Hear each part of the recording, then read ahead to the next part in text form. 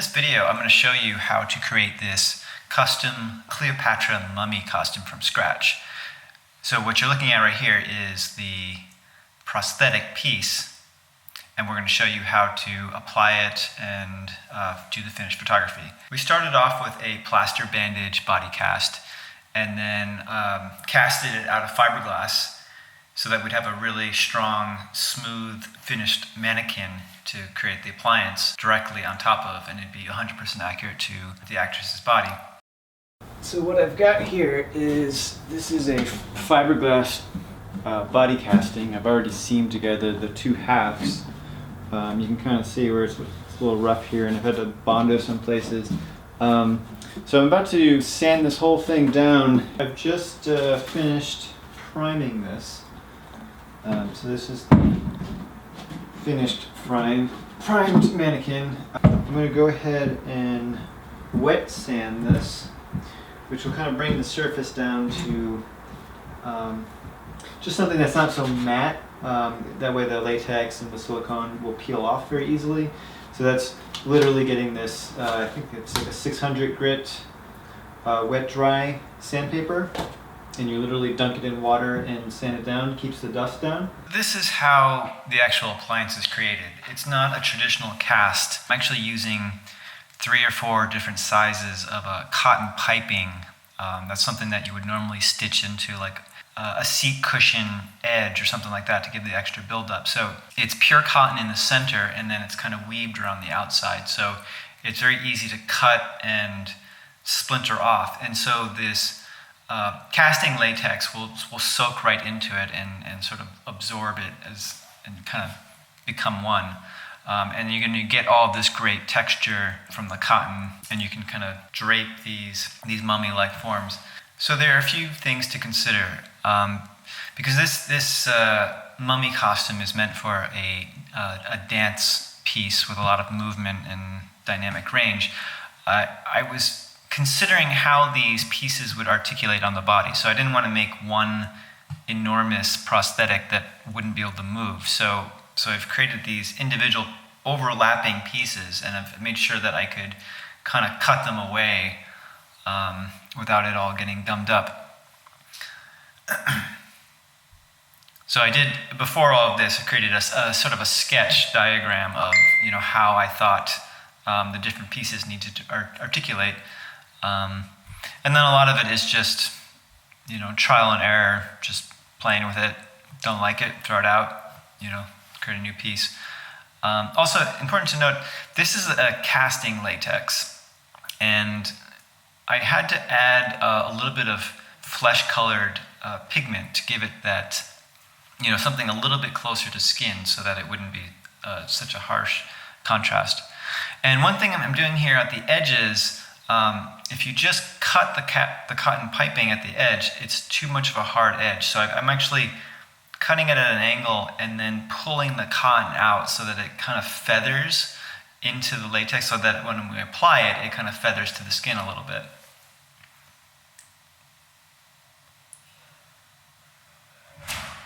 And then also some of these pieces are designed to cover up the actual thong that she's wearing underneath this, so that it kind of gives the illusion of, a clothing-like piece, but then it's also seamless in the sense that it's got no bands or edging or anything like that a piece of clothing would have. And I'm also doing this in stages. Everything's kind of, casting latex takes a little while to dry, especially if it's really thick. So I'm brushing on a first coat that will sort of adhere it and sort of absorb into the back side. And then as that's kind of drying, then I'm kind of manipulating, and then I can stand it upright and, add or subtract. Because you kind of have to do this in phases, back up a little bit and look at the thing all together and say, like, do I need a little bit more here, a little less here? And all of this is super cheap materials. Casting latex is super cheap. These are disposable chip brushes. The cotton piping, you can buy 100 yards of that stuff for like $20 on Amazon. And one thing you do want to also think about too is, you want a feathered edge so that, you can kind of glue it down to skin and kind of taper away. But casting latex, it's not like foam latex. You need to make it a little bit thicker so that it doesn't like just collapse on itself. So I've made sure to brush down a couple of layers of just the latex at the edges of all of the pieces so that it'll stay together, and then I'll come back later on and kind of snip it and kind of create a smooth edge that I'll be able to blend later on.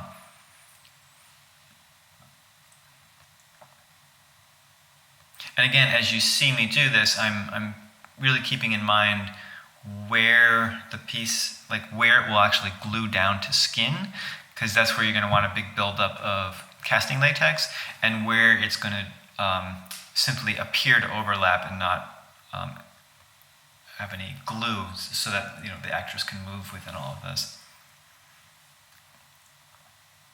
So like this one piece right here, I'm creating that buildup up high so that the lower part just kind of dangles. And then I'm using quite a bit of the cotton to just feather it all in and make it look very, old mummy grossness. And really, I'm using the chip brush, but then I'm also just taking my finger and, with the cotton buildup, it becomes very pliable.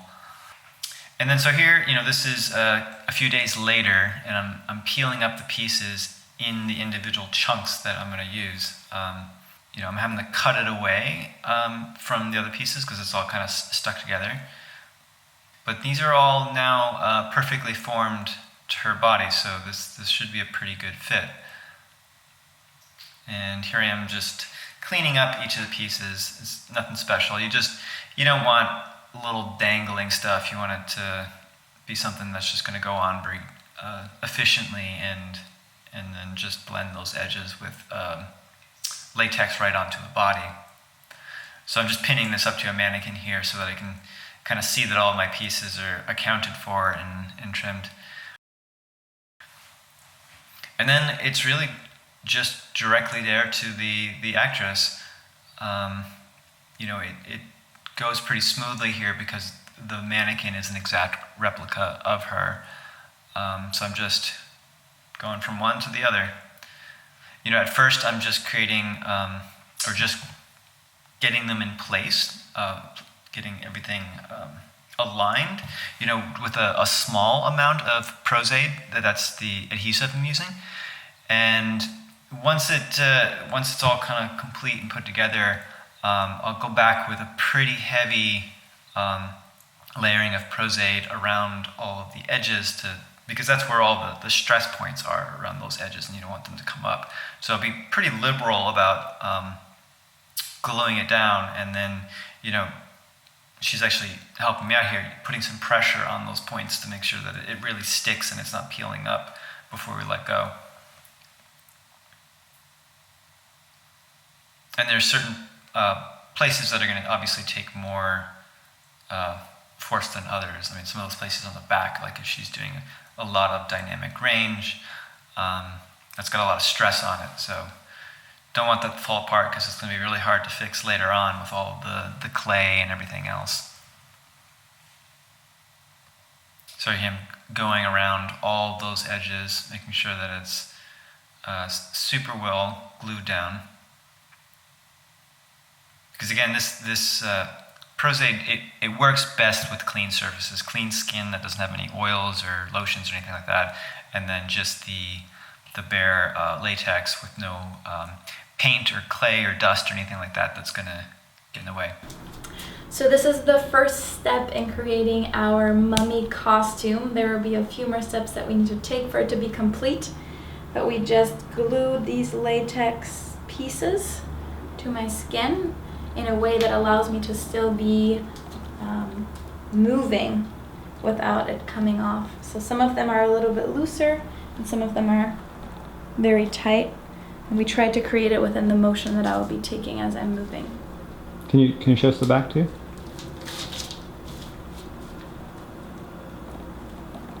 Cool. Yeah.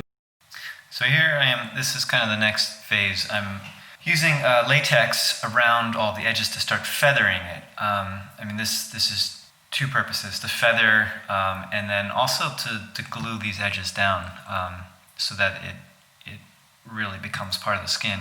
You know, at this point, it actually will start to feel a little bit more like one piece. I mean, this is obviously not dried yet, but I'd say this is a pretty important step. And luckily for what this is, it's supposed to be gnarly, old, decrepit mummy skin. You know, it can be kind of sloppy as long as there's a build-up around all of those edges, and you're kind of blending the texture difference between just kind of smooth skin and then all that roughness from the cotton piping and everything that was used to create the appliances. You do want to be aware, though, again, you know, I asked her to move around while I was doing some of this, so that as this is drying, it's not sticking, like connecting those overlapping pieces, so that she still has her range of movement. So here's the next step. I'm applying a clay mixture. It's actually like a facial cleanse mixture that you'd put on your face, but I've also added hair gel to make it a little more sticky, and then I've also added in like baking flour to make it just more, well, again, stickier and then crumbly. So it's kind of a mixture. You know, there's no right or wrong, but I wanted it to be thick enough that, you know, I could almost just take my finger and paint on, like, dimensionally the rest of those bands, like the continuation of the bands in the appliance. Now, one thing I will say, if I had to do this again, I probably would have pigmented this clay mixture to be closer to skin coloration and closer to the prosthetic coloration, so that things would kind of just come a little bit closer to each other. One of the big problems we had when we were doing this was, you know, the clay looks great, but, you know, it's constantly crumbling, and the crumbling in itself doesn't look that bad, but the color difference when it falls away and then you see a different color, clean skin, then it becomes kind of an eyesore. So we had to keep patching that with paint, where it would be easier if it was just an integral color that was part of the clay. And so again, it's important that she keeps moving as we're doing this, because it's a constantly drying piece of art here. So we're sort of blow drying, she's moving, we're applying, just so that, you know, the points that are going to crumble away do so now before we start applying paint, because it'd be a disaster if it all just fell off as soon as we put the paint on. How does it feel? Sticky. Interesting.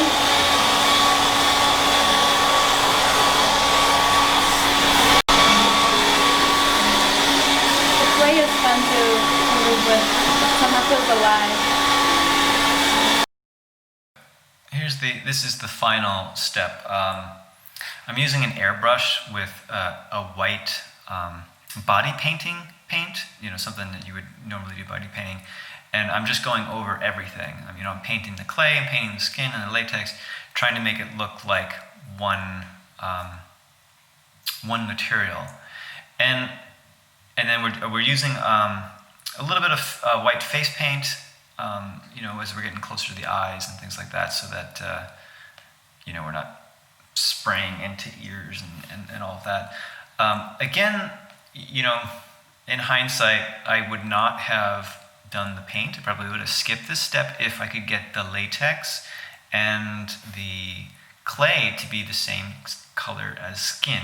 I think that would be a much more workable application process for doing the video shoot. This is really just kind of an early test we did for some photos and proof of concept. It all worked great in the end, but again, always looking to improve. And also with this, I'd say probably between every dozen photos that we took, you know, we'd have to stop and re-airbrush, because this stuff it rubs off, especially with the clay underneath. As the clay falls off, the paint falls off.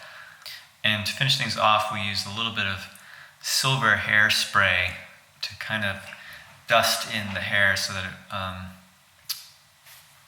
felt like it was, crusty and aged along with everything else.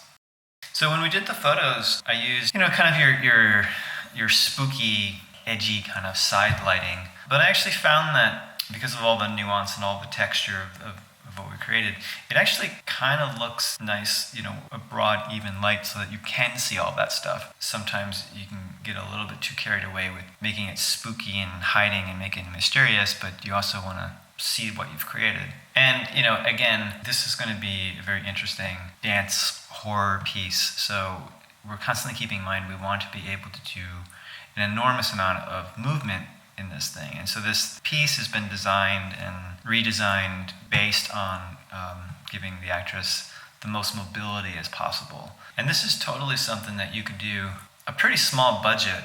Doing a body cast with plaster bandages and fiberglass, those aren't incredibly expensive things. The cotton piping, airbrush paint, casting latex, those are pretty inexpensive things. It is a very time-consuming process. I will say just the application, and we had 2 people, probably took about 4 or 5 hours just to apply it, and that's with all of the pieces 100% ready to go and just to slap on.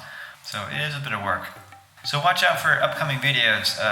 This is going to be turned into a short, and then we'll be in full production, and all of this will be the basis for some of the final pieces. Hope you enjoyed this video.